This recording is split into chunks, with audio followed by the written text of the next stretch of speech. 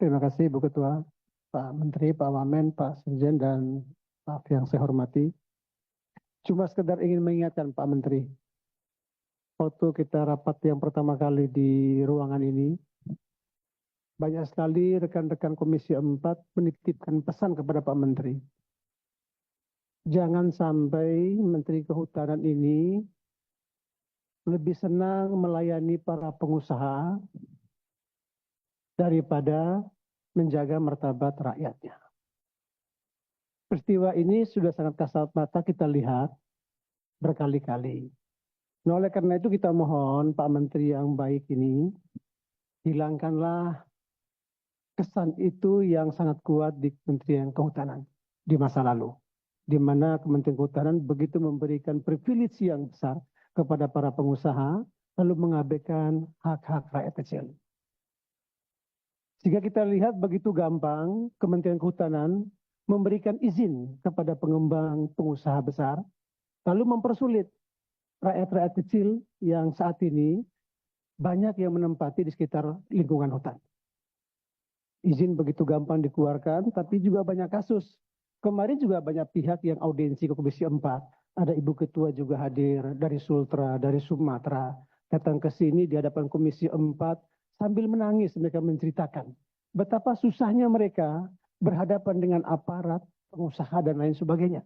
Di mana lahan-lahan mereka diambil, kemudian tidak ada yang membela. Nah, harapan kita, Pak Menteri Kehutanan, jangan cuma yang lucu-lucu ini diselesaikan, tapi persoalan yang langsung berhadapan dengan rakyat itu juga diselesaikan. Begitu banyak kawasan-kawasan hutan yang sekarang ini kan existing, ditempati bahkan jadi pemukiman masyarakat.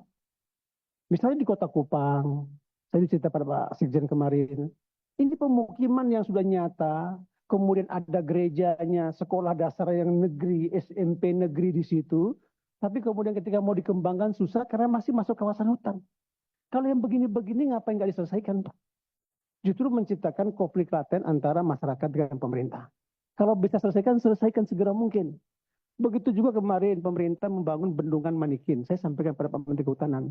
Di tengah genangan as itu masih ada ratusan pemukiman di situ.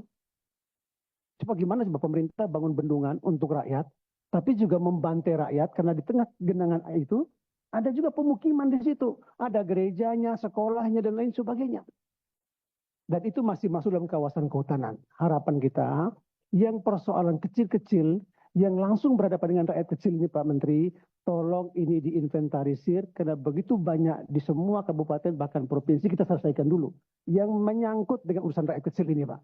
Agar mereka jangan kemudian datang ke Komisi 4, menangis-nangis, menjerit, merasa bahwa mereka tidak dilindungi oleh negara yang mereka diami ini. Nah, saya kira ini beberapa catatan penting yang perlu saya ingatkan lagi pada Pak Menteri, sehingga kami mohon juga Pak Menteri, berapa sih data PBPH ini Pak? Se-Indonesia ini berapa buah sih Pak? Kok yang dicabut cuma 18? Karena persoalannya begitu banyak. Nah, saya mohon ini Pak, ini diberi gambaran yang jelas kepada kita, berapa jumlah izin PBPH ini yang sudah dikeluarkan se-Indonesia ini Bapak Ibu. Kemudian yang dicabut ini kenapa? Yang mahasiswa itu berapa dan bagaimana keadaannya? Itu juga perlu kami diberikan penjelasan. Dan masih banyak sekali persoalan-persoalan di kehutanan yang menurut saya Pak Menteri, kalau yang kecil-kecil selesaikanlah. Karena ini juga dampaknya luar biasa dan banyak sekali yang mengeluh kepada kami yang tentu kami minta bahwa sambil jalan menyelesaikan yang besar yang berhubungan dengan rakyat juga mohon juga diselesaikan. Saya kira demikian Pak Menteri yang bisa kami sampaikan. Terima kasih Ibu Ketua. Wassalamualaikum warahmatullahi wabarakatuh.